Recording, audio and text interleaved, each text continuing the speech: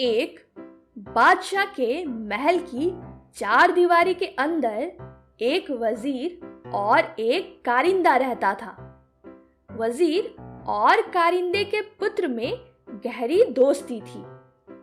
हम उम्र होने के कारण दोनों एक साथ पढ़ते खेलते थे। वजीर के कहने पर कारिंदे का लड़का उसके सब काम कर देता था। वह वजीर को चाचा कहकर पुकारता था। बादशाह कारिंदे के पुत्र को बहुत प्रेम करता था।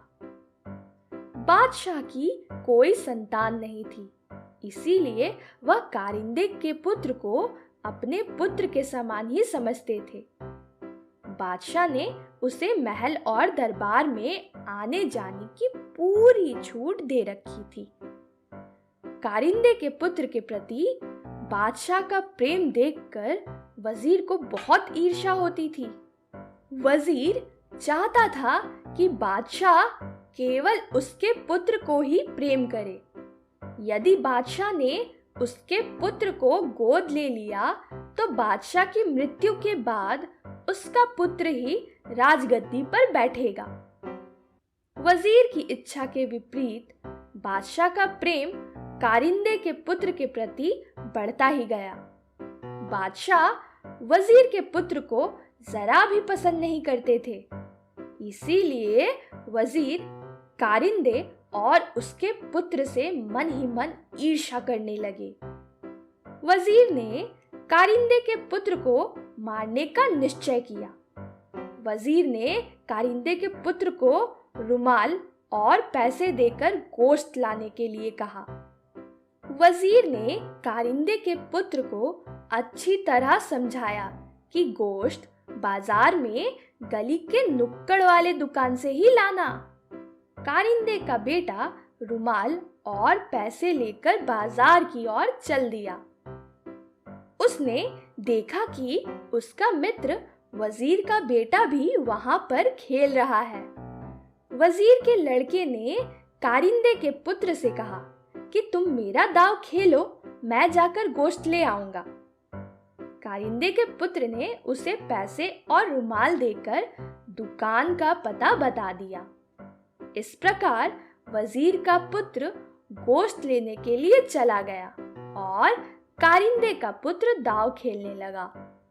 वजीर के पुत्र ने दुकानदार को पैसे और रुमाल देकर कहा कि इसमें गोश्त बांध दो। कसाई ने रुमाल में बने हुए निशान को पहचान लिया। इस रुमाल को वजीर ने कसाई को दिखाते हुए कहा था कि जो लड़का इस रुमाल को लेकर गोश्त लेने आए, तुम उसे मौत के घाट उतार देना।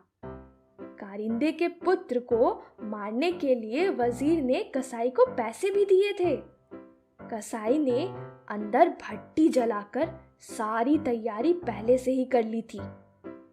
कसाई ने रुमाल और पैसे लेकर उस लड़के को वहां बैठने के लिए कहा और स्वयं अंदर गोश्त लेने चला गया। तभी वहां पर लड़का भी चला गया।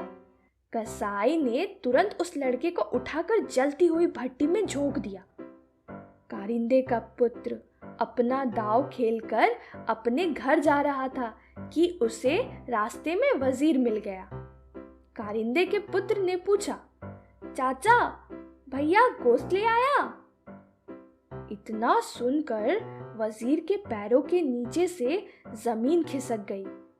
तभी कारिंदे के पुत्र ने कहा, चाचा, भैया ने मुझसे रुमाल और पैसे ले लिए थे और कहा कि तुम मेरा दांव खेल लो, मैं गोश्त लेकर घर चला जाऊंगा। मैंने भैया को दुकान का पता भी बता दिया था। वजीर की आंखों के आगे अंधेरा छा गया और उसके मुख से एक शब्द भी नहीं निकला। अपने पुत्र को याद करता हुआ वजीर अपने घर चला गया। वजीर कह रहा था कि जो दूसरों के लिए कुआं खोदता है उसमें स्वयं ही गिरता है। इस कहानी से हमें यह शिक्षा मिलती है कि हमें कभी किसी का बुरा नहीं करना चाहिए।